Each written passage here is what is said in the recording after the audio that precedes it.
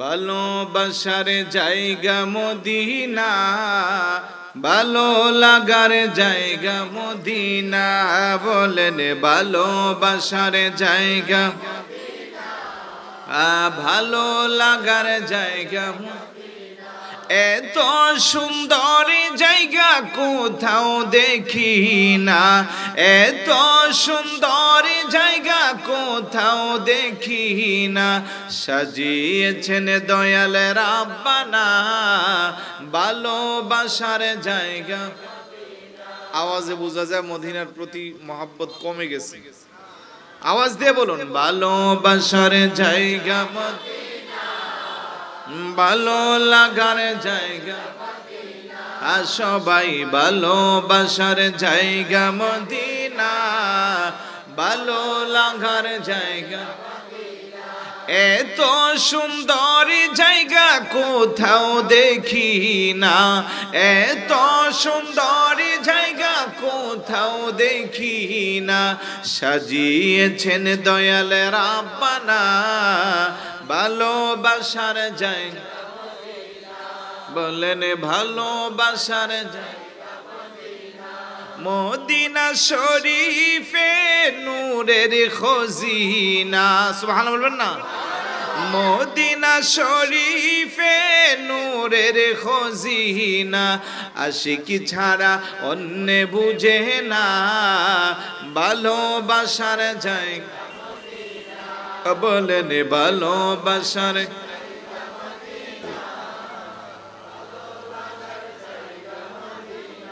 একদিন কবরে যাব সঙ্গে কেউ যাবে না, একদিন কবরে যাব সঙ্গে কেউ যাবে না।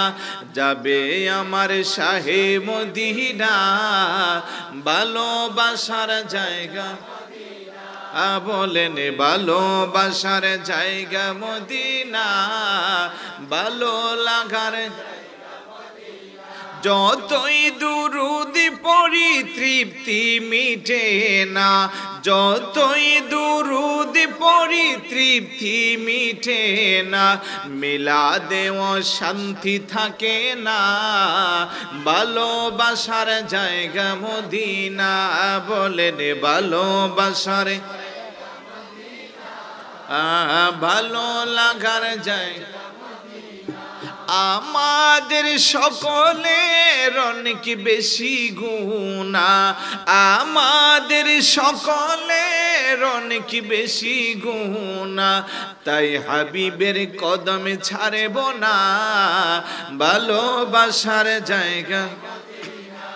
বলেন ভালোবাসার জায়গা মদিনা।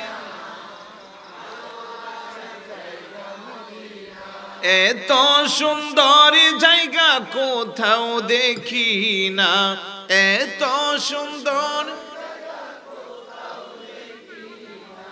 সাজিয়েছেন দয়াল রাব্বানা ভালোবাসার জায়গা মদিনা।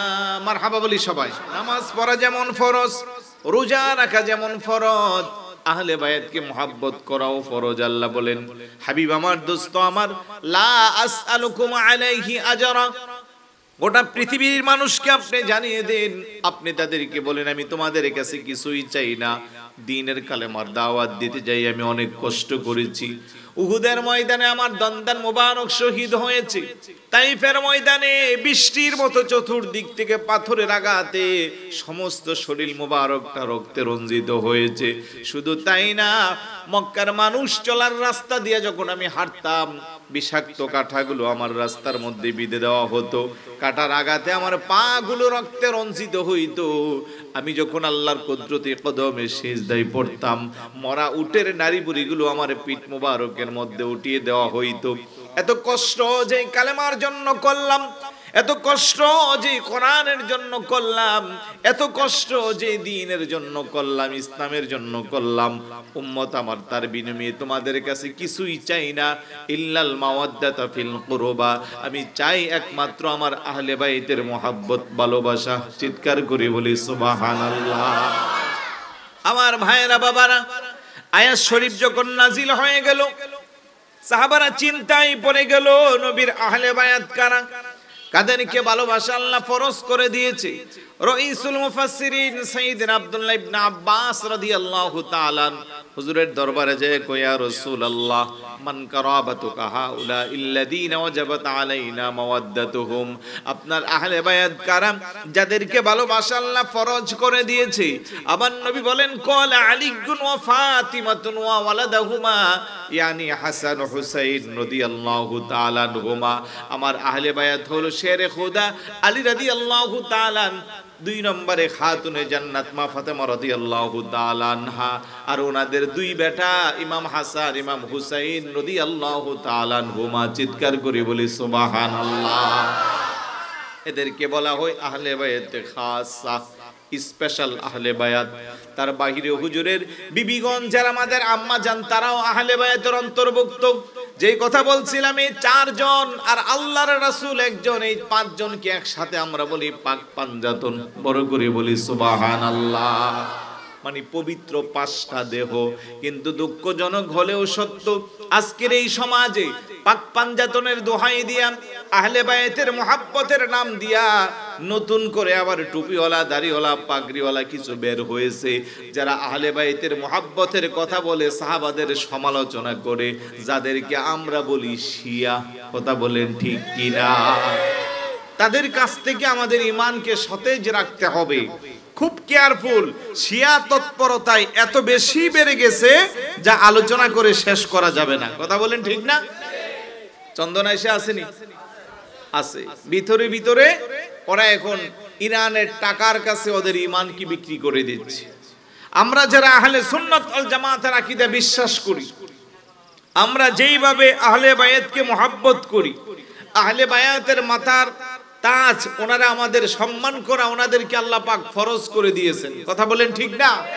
ঠিক একইভাবে নবীর সাহাবী যারা, তাদের ব্যাপারেও রাসূলুল্লাহ আমাদেরকে অ্যালার্ট করে দিয়েছেন, আকরিমু আসহাবি, আমার সাহাবাদেরকে তোমরা সম্মান করো। বড় করে বলি সুবহানাল্লাহ।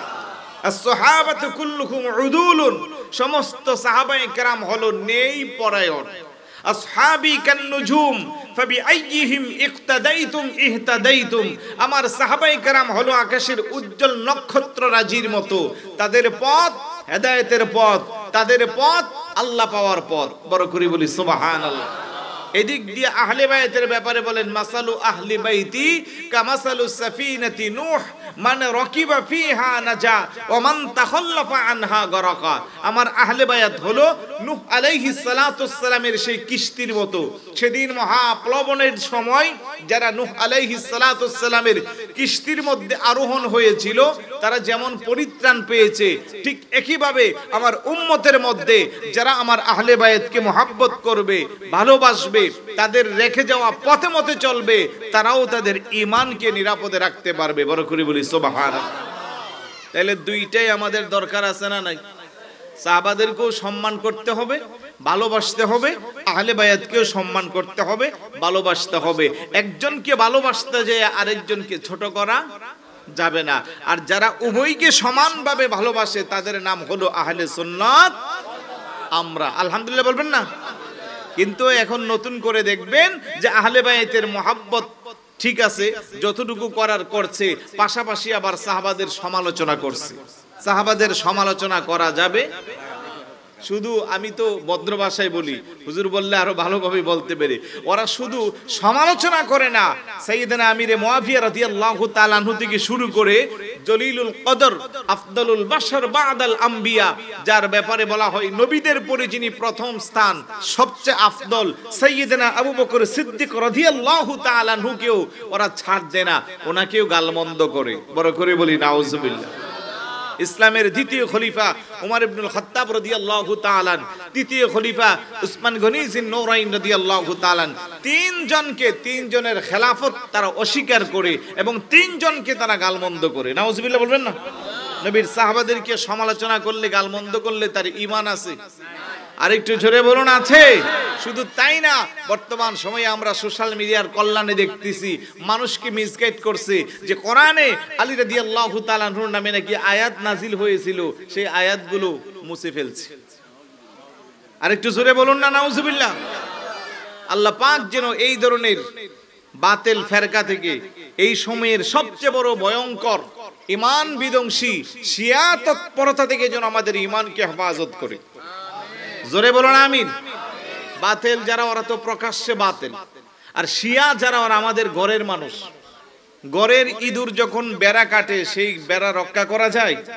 তাই জন্য আমি প্রায় বক্তব্যই বলি যে আপনারা যারা শিয়া আছেন, আপনারা আপনাদের এজেন্ডা বাস্তবায়ন করেন, তবে সুন্নি পরিচয় দিয়ে নয়, আপনারা আপনাদের পরিচয় দিয়ে করেন, তাহলে আমাদের মানুষগুলো নিরাপদে থাকতে পারবে।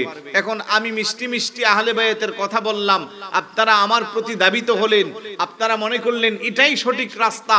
এবার আমি আস্তে করে সাহাবায়ে কেরামের সমালোচনার মধ্যে আপনাদেরকে দেখে দিলাম, তখন কি আর আপনাদের ঈমান আছে? আর একটু জোরে বলুন আছে? এই জন্য একটু সতর্ক থাকতে হবে। আল্লাহ যেন বোঝার তৌফিক দান করে, বলুন আমিন। আর একটু জোরে বলুন আমিন।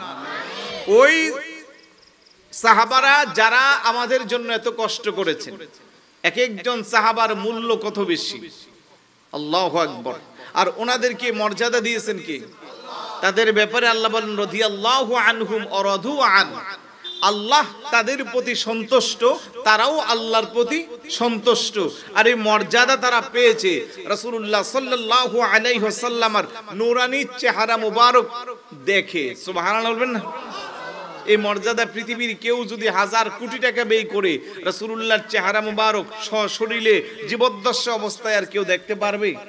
সুতরাং সাহাবাদের মর্যাদা কত বেশি তা আলোচনা করে শেষ করা যাবে না। তো যারা এই সাহাবাদের সমালোচনা করে, তাদের কাছ থেকে আমরা দূরে থাকতে হবে। আল্লাহ যেন বোঝার তৌফিক দান করে। শুরুতে আমি কথাগুলো প্রাসঙ্গিক ক্রমে আসছে বিদায় বলছি, কারণ এই সময়ে সবচেয়ে বড় ফিতনা তারাই রটাত। কোরআনুল কারীমের যে আয়াতটি তেলাওয়াত করেছে, আল্লাহ বলেন ওয়ালা তাহসাবান্নাল্লাযীনা কুতিলু ফি সাবিলিল্লাহি আমওয়াতা বাল আহইয়াউন ইনদা রাব্বিহিম ইউরযাকুন। বড় করে বলি সুবহানাল্লাহ। ওয়ালা তাহসাবান্নাল্লাযীনা কুতিলু ফি সাবিলিল্লাহ, আল্লাহর পথে যারা তাদের জীবনকে দেয়, জীবনকে তারা বিলিয়ে দেয়, তাদেরকে মৃত বলে তোমরা দারুণাও করিও না। আমওয়াতা, বরং তারা জীবিত। বাল আহইয়াউন ইনদা রাব্বিহিম ইউরযাকুন, তারা জীবিত, আমার আল্লাহ তাদের রিজিকের ফয়সালা করে। সুবহানাল্লাহ।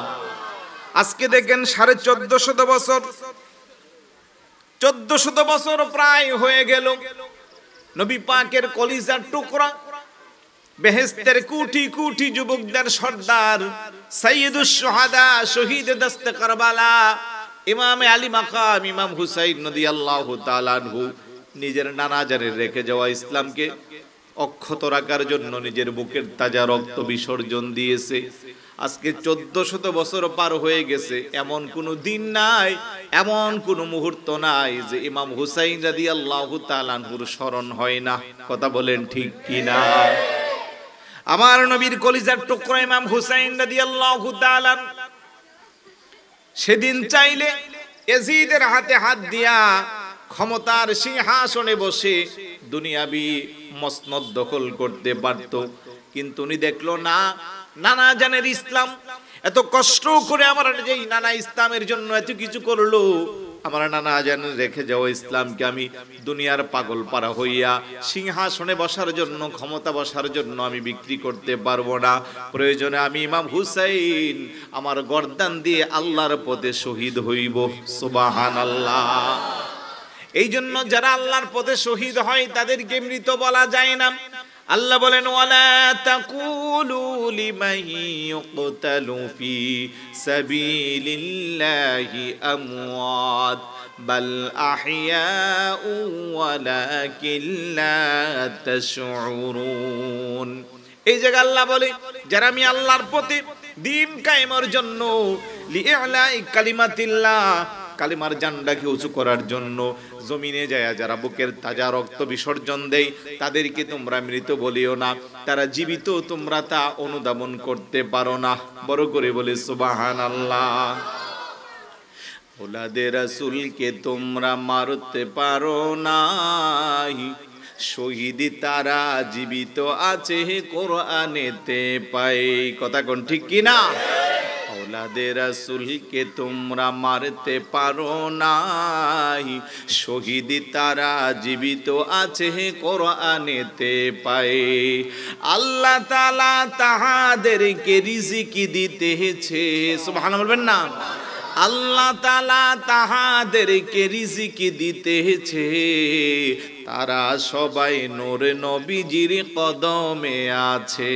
বলেন তারা সবাই নূরে নবীজির। মুহররম রবিউল আউয়াল মাস আসিলে ইমানদার আর মুনাফিকদের পরিচয় মিলে। কথা বলেন ঠিক কি না? বলেন মুহররম রবিউল আউয়াল মাস আসিলে ইমানদার আর মুনাফিকদের পরিচয়। ইমানদাররা আশুরার মাহফিল সাজাইছে। বলেন ইমানদাররা আশুরার মাহফিল সাজাইছে, আজি ইমানদারের কলিজাতে আগুন লেগেছে। বলেন ইমানদারের কলিজাতে। এই কারণে ইমামে হুসাইন কারবালাতে শহীদ হয়েছে। বলেন ইমামে হুসাইন কারবালাতে। আমার ভাইয়েরা বাবারা, সবাই কিন্তু আশুরার মাহফিল করে না। কথা কোন ঠিক কি না? আমরা যারা আহলে সুন্নাত ওয়াল জামাতের আকীদা বিশ্বাস করি, আমরা আমাদের শুক্রবারে মিম্বরে আহলে বায়াতের স্মরণে আলোচনা করি, আওলাদে রাসূলের স্মরণে আলোচনা করি, ইমাম হুসাইন রাদিয়াল্লাহু তাআলা আনহুর সম্মান আলোচনা করি। কারণ ইমাম হুসাইনকে যদি মুহাব্বত করার মতো করতে পারি, আল্লাহর নবী আপনার আমার ঠিকানা করে দিয়েছে জান্নাত। কথা বলেন ঠিক কি না? আমার নবী কমান আহাব্বাল হাসান ওয়াল হুসাইন ফাকাদ আহাব্বানি ওয়া মান আহাব্বানি ফাকাদ আহাব্বাল্লাহ ওয়া মান আহাব্বাল্লাহ আদখালাহুল জান্নাহ। চিৎকার করে বলি সুবহানাল্লাহ। আমার নবীকে যারা আমার কলিজার টুকরা ইমাম হাসান আর হুসাইনকে ভালোবাসবে, তারা যেন আমি রাসূলুল্লাহকে ভালোবাসলো। আমাকে যারা ভালোবাসবে, তারা যেন আল্লাহকে ভালোবাসলো। আর যারা আল্লাহর ভালোবাসা পাইবে, তাদের ঠিকানা জান্নাত। কথা বলেন ঠিক কিনা? অপরদিকে এই মিম্বারে বসে বসে ইমাম হুসাইনের শানে বেয়াদবি করে, আছে না নাই? কারণ যারা ইয়াজিদের প্রশংসা করে, তারাই তো ইমাম হুসাইনের মনে আঘাত দিল, ঠিক না? এই জন্য আমার নবী কমান আবগাদা হুমা ফাকাদা আবগাদানি, যারা এই দুইজনকে কষ্ট দিল, তারা যেন আমাকে কষ্ট দিল। ওমান আবগাদানি ফাকাদা আবগাদাল্লাহ, যারা আমাকে কষ্ট দিল, তারা যেন আল্লাহকেও কষ্ট দিল। ওমান আবগাদাল্লাহ আদখালাহুন নার, যারা আল্লাহকে কষ্ট দিবে, তাদের ঠিকানা জাহান্নাম। কথা বলেন ঠিক কি না? এখনো তো আমরা 1400 বছর পার হয়ে গেছে, এখনো আমরা শুনি বাংলার জমিনে ইয়াজিদের প্রশংসা করে। এমন টুপিওয়ালা দাড়িওয়ালা আছে না নাই? আরে একটু জোরে বলুন, আছে না নাই? ইয়াজিদ খুব ভালো মানুষ ছিল, প্রতি রাত্রে 100 রাকাত নফল নামাজ পড়তো। আবার কেউ বলে হাফেজে কোরআন ছিল, খুব দাবেদার, খুব আল্লাহওয়ালা ছিল। যে ইয়াজিদের হুকুমে নবী পাকের কলিজার টুকরা ইমাম হুসাইন রাদিয়াল্লাহু তাআলা আনহুকে শহীদ করা হলো, সে কখনো কি ভালো মানুষ হইতে পারে? নবীর আহলে বায়াতের প্রতি, নবীর আওলাদের প্রতি যার এত বড় নির্যাতন, এত বড় জুলুম, এত বড় নিপীড়ন, পৃথিবীর ইতিহাসে এমন দৃষ্টান্ত আর একটাও নাই। এইভাবে নবী পাকের কলিজার টুকরাকে যারা শহীদ করলো, যার হুকুমে সবকিছু হইল, তাকে যারা ভালো বলবে, ধরে নিতে হবে তাদের ঈমান নাই, তারা বেঈমান। কথা বলেন ঠিক কি না? এই বেঈমানরা টাকার কাছে বিক্রি হয়। কার কাছে? আরেকটু জোরে বলুন, কার কাছে? বহু আছে, টাকার কাছে বিক্রি হয়ে গেছে। কিন্তু সত্যিকারের আহলে সুন্নাত ওয়াল জামাতের আকীদা যারা বিশ্বাস করে, তারা কখনো টাকার কাছে বিক্রি। আরেকটু জোরে বলুন, কখনো বিক্রি। তাদের কাছে দুনিয়া একদিকে, রাসূলের মুহাব্বত আরেক দিকে। যুগ যুগ ধরে আমাদের আকাবাররা সেই দৃষ্টান্ত রেখেছেন। কিন্তু এই সময়ে আমরা এখন দেখতেছি কিছু নামদারি মৌলবীরা টাকার কাছে ঈমান বিক্রি করে দিচ্ছে। ইরানের ডলার পায়া তাদের কালার এখন পরিবর্তন হয়ে গেছে। কথা কোন ঠিক না? আপনাদের আশেপাশেও আছে, একটু সচেতন থাকতে হবে।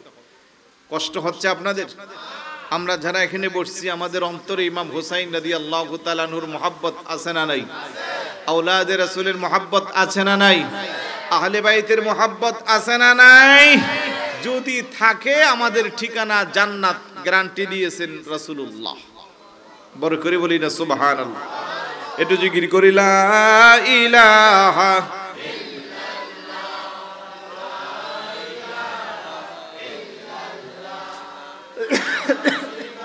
পানি লাগবে, খাওয়ার পানি। ইল্লাল্লাহ লা ইলাহা, জোরে জোরে লা ইলাহা, মোহাব্বতে লা ইলাহা, একসাথে লা ইলাহা, হাসবি রব্বি আমা ফি কলবিহি নূর মুহাম্মদ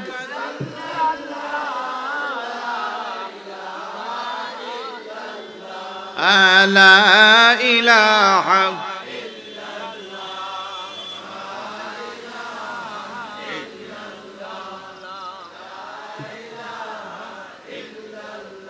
ভাইজান এই কালেমা প্রচারেতে আসলেন নবী এই ধরাতে, বলেন এই কালেমা প্রচারেতে আসলেন নবী। কত কষ্ট দিনে রাতে, কত করিলেন নবী সাল্লাল্লাহু আলা লা ইলাহা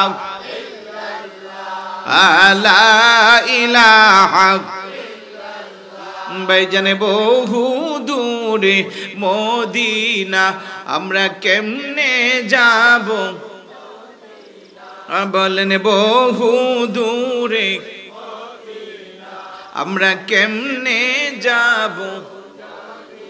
দয়াল আল্লাহ দয়া করো, দয়াল আল্লাহ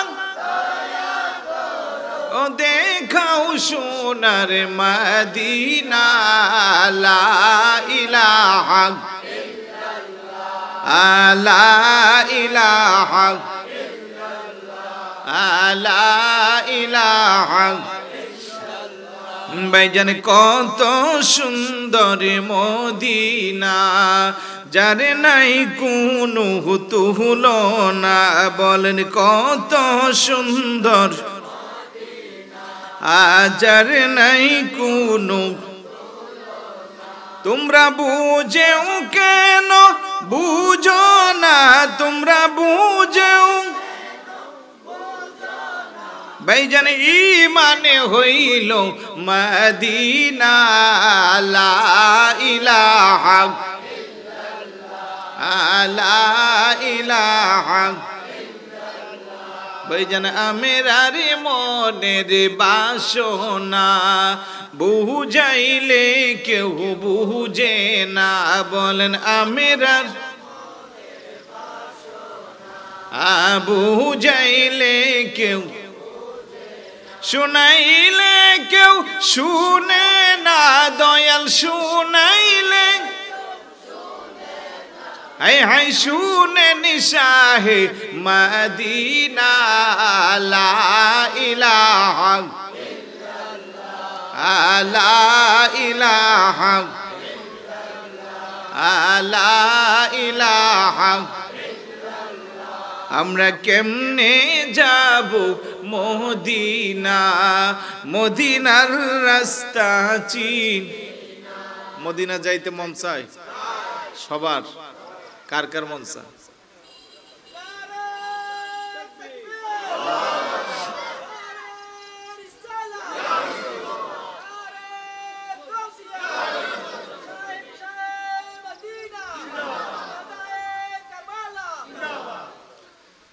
ভালোবাসার জায়গা মদিনা, ভালো লাগার জায়গা মদিনা, বলেন ভালোবাসার জায়গা,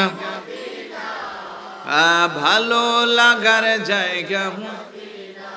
এত সুন্দর জায়গা কোথাও দেখি না, এত সুন্দর জায়গা কোথাও দেখি না, সাজিয়েছেন দয়াল রাব্বানা ভালোবাসার জায়গা। আওয়াজে বোঝা যায় মদিনার প্রতি মহব্বত কমে গেছে। আওয়াজ দিয়ে বলুন, ভালোবাসার জায়গা মদিনা, ভালো লাগার জায়গা। আর সবাই ভালোবাসার জায়গা মদিনা, ভালো লাগার জায়গা। এত সুন্দর জায়গা কোথাও দেখি না, এত সুন্দর জায়গা কোথাও দেখি না, সাজিয়েছেন দয়াল রাব্বানা ভালোবাসার জায়গা। বলেন ভালোবাসার জায়গা মদিনা শরীফে নূরের খজিনা। সুবহানাল্লাহ বলবেন না? মদিনা শরীফে নূরের খজিনা, আশিকি ছাড়া অন্য বুঝে না ভালোবাসার জায়গা। বলেন ভালোবাসার।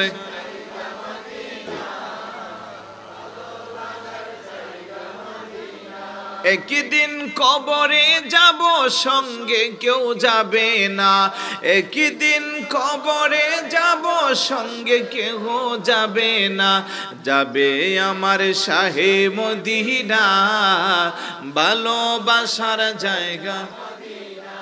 বলেন ভালোবাসার জায়গা মদিনা, ভালো লাগার।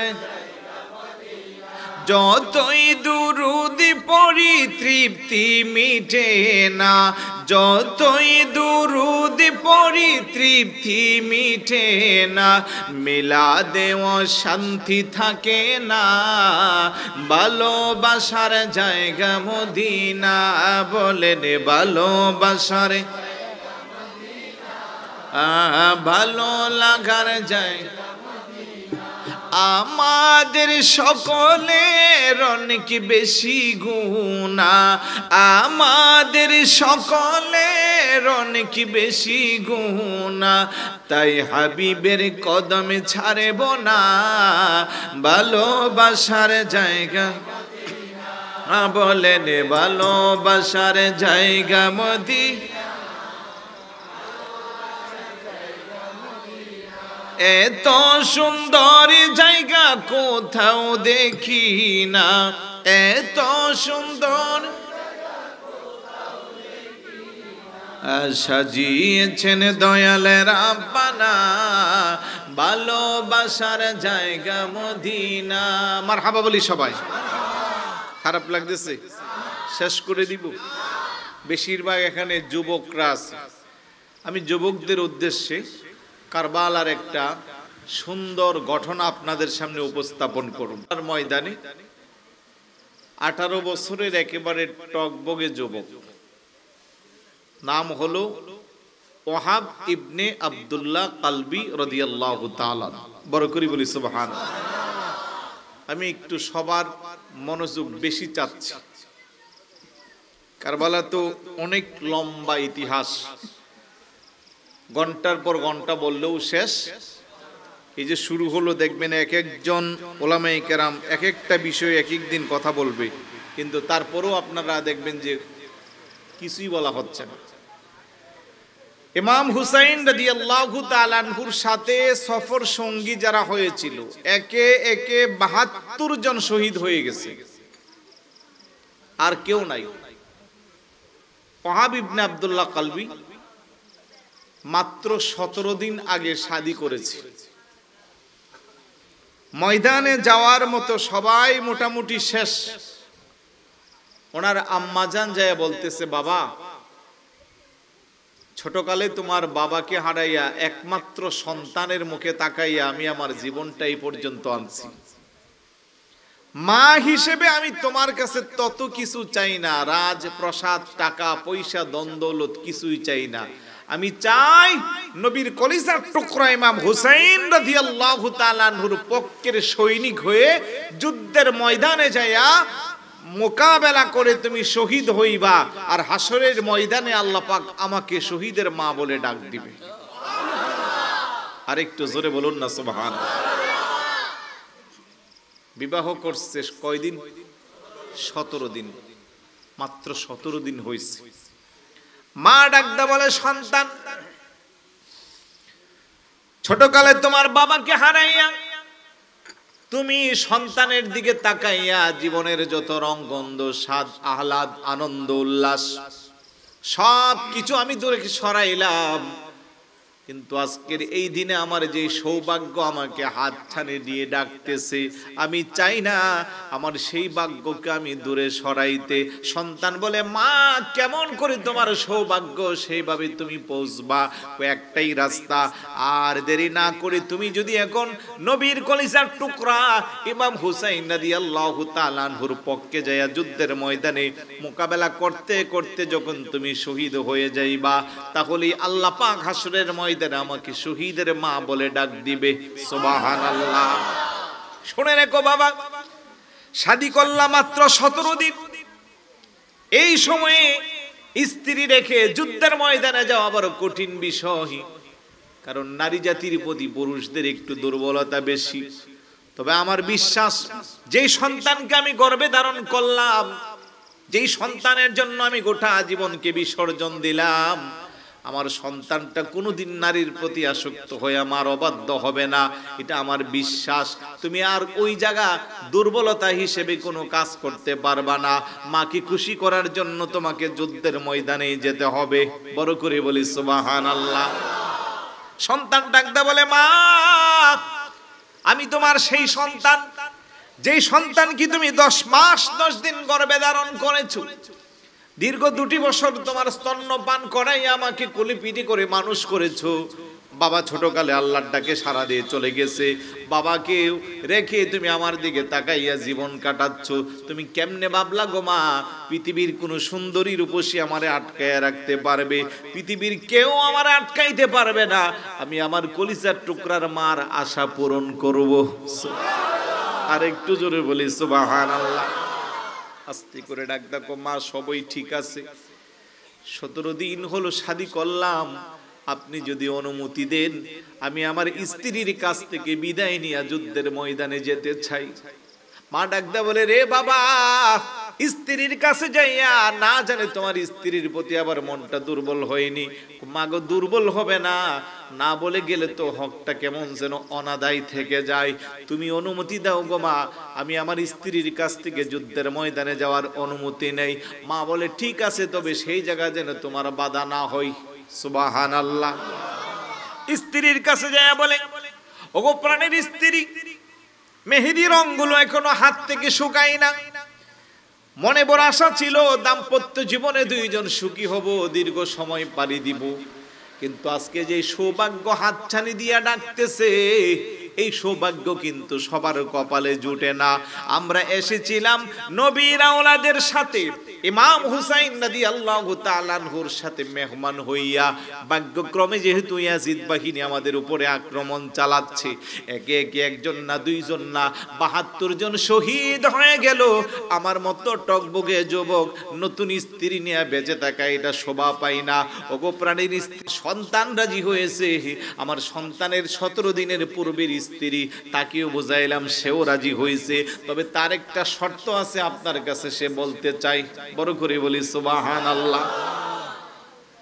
স্ত্রী এবার ডাকদা বলেন, হুজুর আমার তত বড় শর্ত না, আমি জানি তাবু থেকে যারা যুদ্ধের ময়দানে শহীদ, যুদ্ধের ময়দানে যুদ্ধ করতে যায়, কেউ আর জীবিত আছে না, সবাই শহীদ হয়ে যায়। আমার স্বামীও শহীদ হইবে, তবে শহীদ যারা হয় তাদের জন্য জান্নাতের হুরের রানা কি অপেক্ষা করে। ওগো নবীর আওলাদ, আমার শর্ত হইল আমার স্বামী যেন আমাকে সারা জান্নাতে না যায়, আর জান্নাতে ওনার হুরের দরকার নাই, আমি হুরের ভূমিকা নিয়ে খেদমত করব। বড় করে বলে সুবহানাল্লাহ। আমার ইমাম হুসাইন ডাকদা করে, যুবতী তরুণী, তোর ভাগ্য দেখে আজকে বেহেশতের হুরেরা পর্যন্ত ঈর্ষান্বিত হয়ে গেছে। কি সৌভাগ্য তোমার। কি কপাল, কিভাবে তুমি সহজে তোমার স্বামীকে এভাবে মেনে নিলা। আমার ইমাম হুসাইন রাদিয়াল্লাহু তাআলা আনহুর কথাগুলো শুনে 18 বছরের টকবগে যুবক ওয়াহাব ইবনে আব্দুল্লাহ কালবি চোখের পানিগুলো ছেড়ে কান্না করে ডাক হুজুর, আমি যুদ্ধের ময়দানে যাইয়া যখন শহীদ হয়ে যাব, আমি শহীদ হয়ে গেলে আমার মা আমার স্ত্রীকে আপনি খাদেমা হিসেবে তাবুর মধ্যে তাদেরকে সুযোগ করে দিবেন। কাল কিয়ামতের ময়দানে যেন আমি বলতে পারি, আল্লাহ তোমার নবীর আওলাদের জন্য আমি যুদ্ধ করে শহীদ হয়েছি, আমার মা আমার স্ত্রীকে আওলাদের রাসূলের খাদেম হিসেবে তুমি কবুল করো। সুবহানাল্লাহ। আমার ভাইয়েরা বাবারা, টকবকে যুবকটা মার কাছ থেকে বিদায় নিল। ইমাম হুসাইন রাদিয়াল্লাহু তাআলা আনহুর কাছ থেকে বিদায় নিয়া যুদ্ধের ময়দানে যাইল। যুদ্ধের ময়দানে যাইয়া সিংহের মতো একটা হুঙ্কার দিল, আমিরুন হুসাইনুন ওয়া নি'মাল আমির লাহু লামাতুন কাসসিরাজিল মুনির। আমার নেতা ইমাম হুসাইন কতই না সুন্দর, দীপ্তিময় তেজস্বীর অধিকারী যিনি, আমার নেতা ইমাম হুসাইন তিনি। হালমিম মুবারিজিন, তোমাদের মধ্যে কে আছো আমার সাথে মোকাবেলা করার জন্য আসো। বড় করে বলি সুবহানাল্লাহ।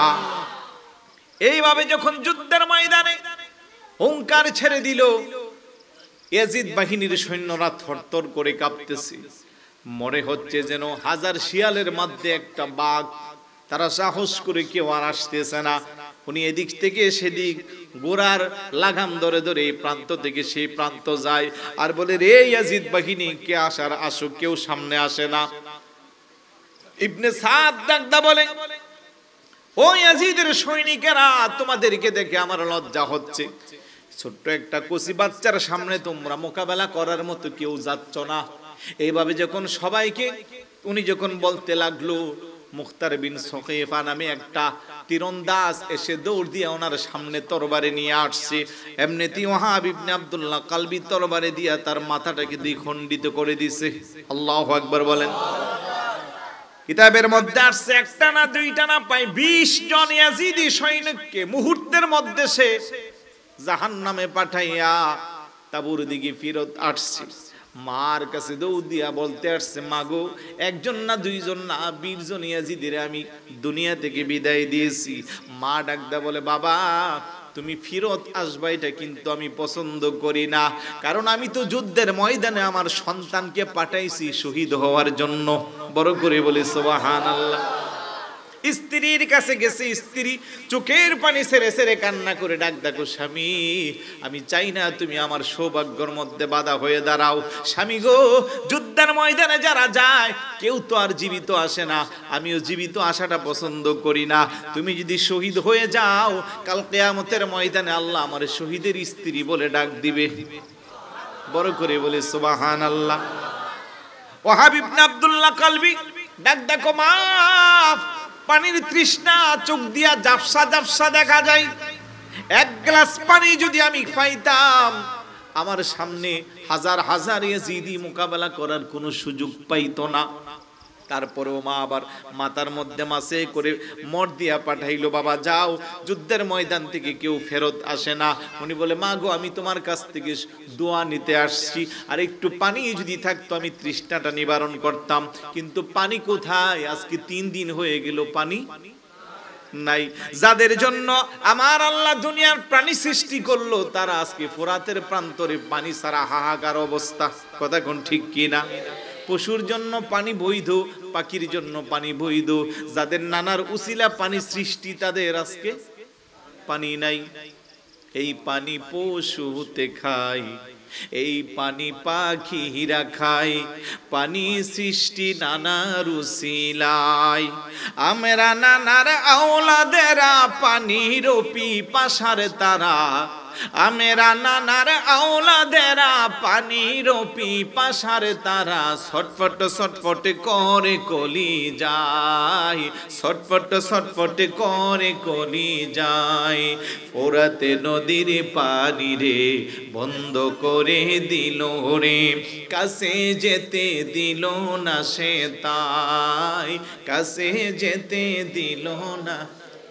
পশু পাখি খাইলো কেহ বাধা না দিল, পশু পাখি কেহ বাধা না দিল, বাধা শুধু হুসাইনের বেলায়, বাধা শুধু আসগরের বেলায়। কথা বলেন ঠিক কিনা? ওয়াহাব ইবনে আব্দুল্লাহ কালবি ডাক দেখো, মা এক গ্লাস পানি যদি আমি আমার গলায় দিতে পারতাম, ইয়াজিদ বাহিনী আমার সাথে মোকাবেলা করতে পারতো না। শেষ পর্যন্ত বীরের মতো যখন আবার ময়দানে চলে গেল, ইয়াজিদ বাহিনী চিন্তা করলো এই সিংহ শাবক যুবকের সামনে কেউ গেলে আর জীবন্ত ফেরত আসে না, একজন একজন করে যদি যায় কয়েক হাজার না জানে তার কাছে জীবন হারাবে। সুতরাং যুদ্ধের নিয়ম ভঙ্গ করে চতুর্দিক থেকে একসাথে তার উপরে আক্রমণ শুরু হয়ে গেল। কিতাবের মধ্যে আসছে 100 না 200 না প্রায় 1500 তীরের আঘাত তার সমস্ত শরীরের মধ্যে লুটাইয়া পড়ল। কিছুক্ষণ পরে ইয়াজিদ বাহিনী এসে শরীর মোবারক থেকে গর্দানটাকে আলাদা করে দিল, তাবুর মধ্যে মাথাটাতে ঢিল মেরে ফেলে দিল। জনম দরদি মা সন্তানের কল্লাটা বুকের সাথে জড়াইয়া হাতে দিয়া সুন্দর করে শরীরের বালুগুলা, মাথার এই ধুলাবালিগুলা মুছে দিচ্ছে, সন্তানের ঠোঁটে চুমু খাচ্ছে, কপালে চুমু খাচ্ছে, আর ডাক দিয়া বলে, সন্তান এই জন্যই আমার আল্লাহ আমারে বাঁচায়া রাখছে, তুমি আমার দুধের লাজে রেখেছো। চিৎকার করে বলে সুবহানাল্লাহ। কিছুক্ষণ পরে স্ত্রীর কাছে দেওয়া হলো। স্ত্রীও স্বামীর সেই খণ্ডিত মস্তকটাকে নিয়ে ভালো করে যখন আদর করতেছে, কিছুক্ষণ পরে আস্তে করে নিজের মাথাটা স্বামীর মাথার পাশে রেখে উনিও দুনিয়া থেকে বিদায় নিয়েছে। ইন্না লিল্লাহি ওয়া ইন্না ইলাইহি রাজিউন। আমার ইমাম হুসাইন রাদিয়াল্লাহু তাআলা আনহুর কাছে যখন এই নিউজটা গেল, আমার ইমাম হুসাইন মুস্কি হাসি দিয়া বলে, ও সৌভাগ্যিনী রমিনী, তোর ভাগ্য বলো বারো। মা ডাকদা বলে, তোমারও বড় ভালো, পেটে এমন সন্তান ধারণ করলা।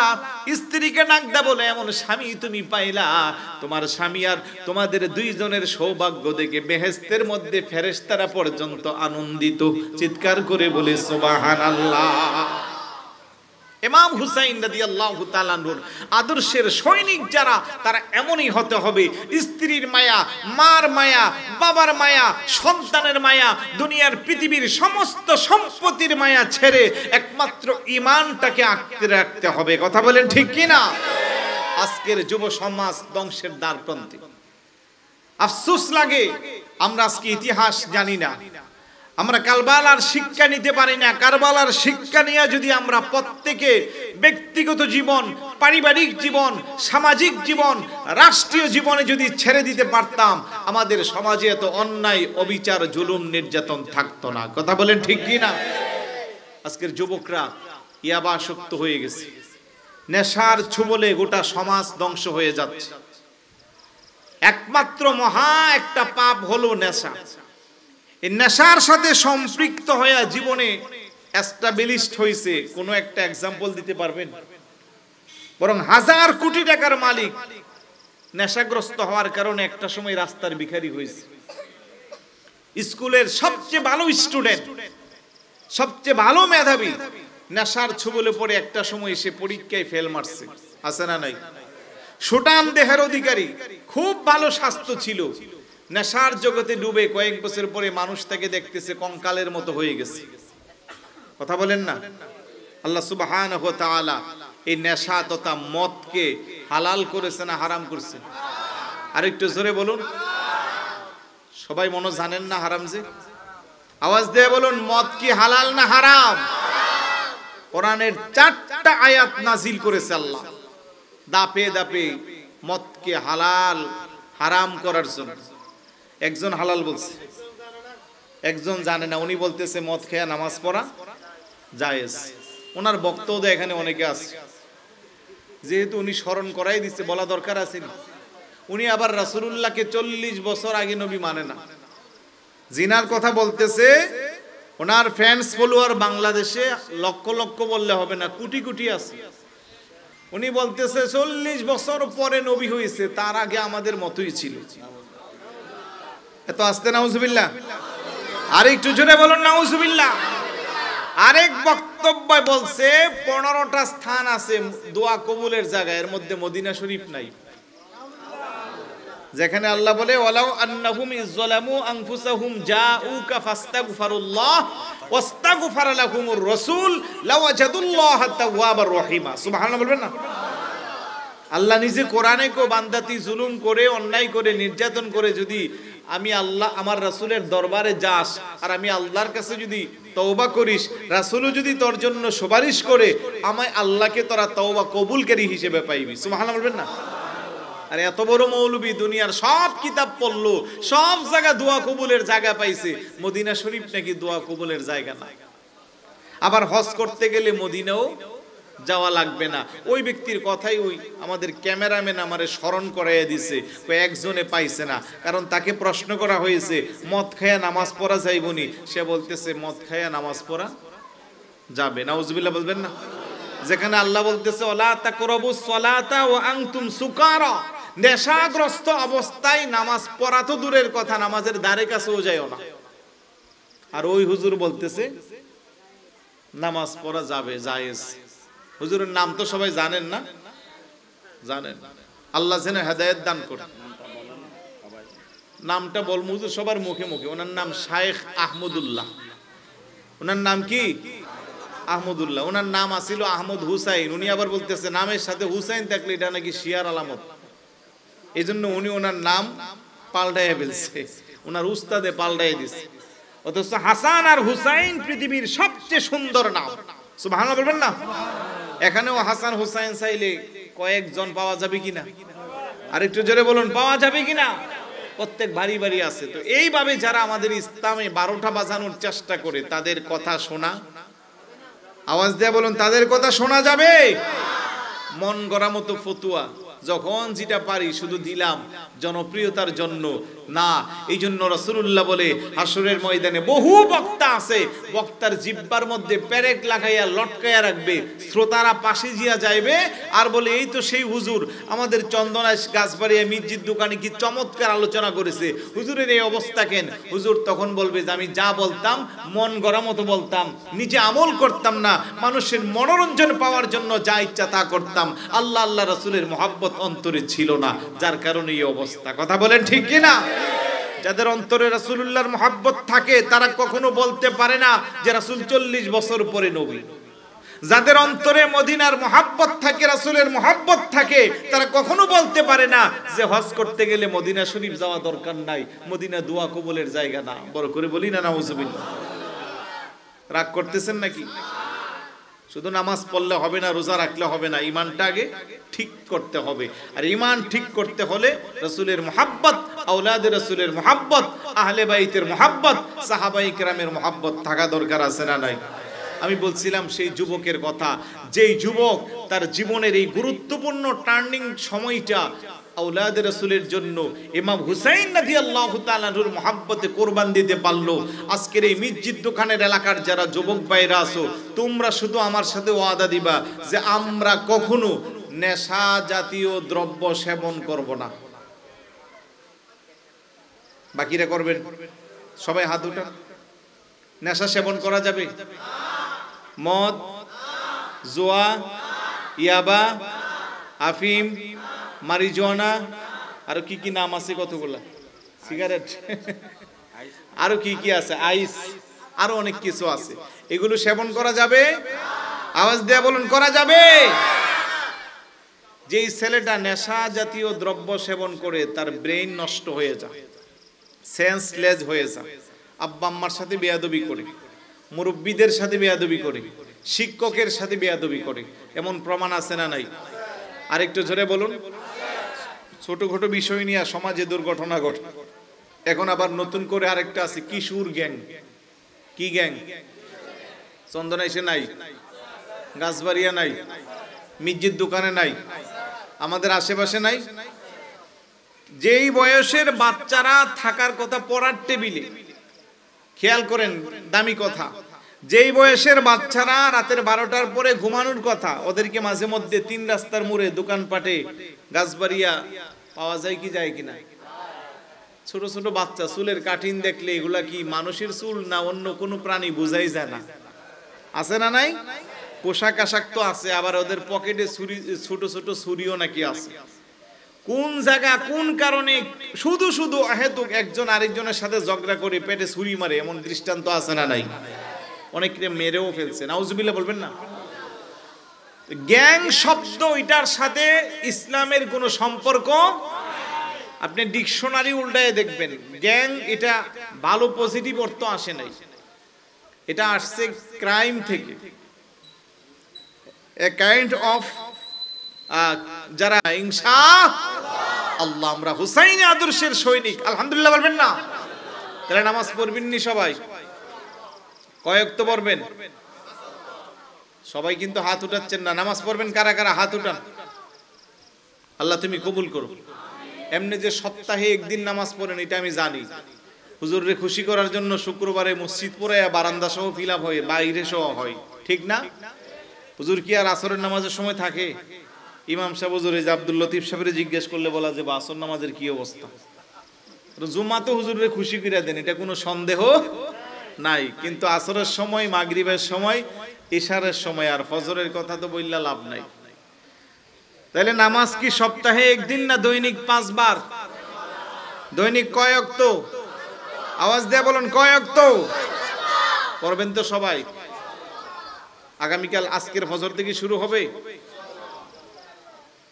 একটু আমাদেরকে খুশি করার জন্য মনের সাথে একটু বোঝা পরামর্শ করে আজকে ফজরে যারা আসবেন মসজিদে, অর্থাৎ এই আগামী ফজর যেটা, এই ফজরে যারা যারা আসবেন, কোনো জবরদস্তি নাই, কোনো বাড়াবাড়ি নাই, আমাদেরকে খুশি করা দরকার নাই।